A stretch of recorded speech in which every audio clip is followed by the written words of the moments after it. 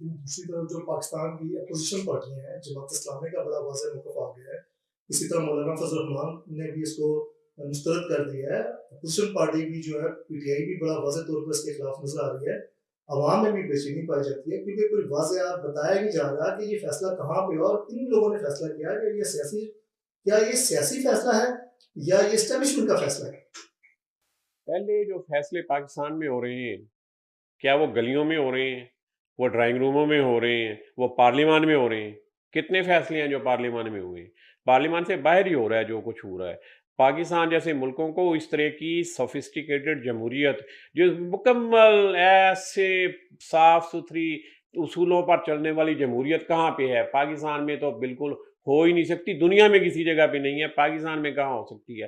تو جہاں فیصلے ہوتے ہیں وہیں پہ ہوتے ہیں. اور یہ بڑی مزے کی چیز ہے کہ تینوں پارٹیاں جو ہیں وہ فیصلوں میں شامل ہوتی ہیں اور بعد میں مدعا ایک دوسرے پہ ڈالتی ہیں.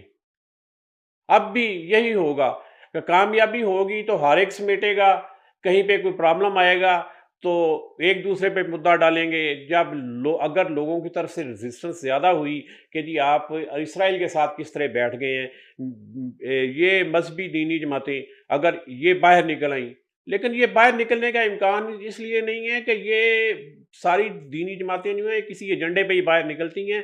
ان کو پیچھے سے کوئی تھپکی تھاپڑا ہوتا ہے کہ شابہ آ جاؤ میدان میں، تو یہ تبھی میدان میں آتی ہیں. اگر تھپکی اور یہ تھاپڑا نہیں ہوگا تو یہ میدان میں نہیں آئیں گی.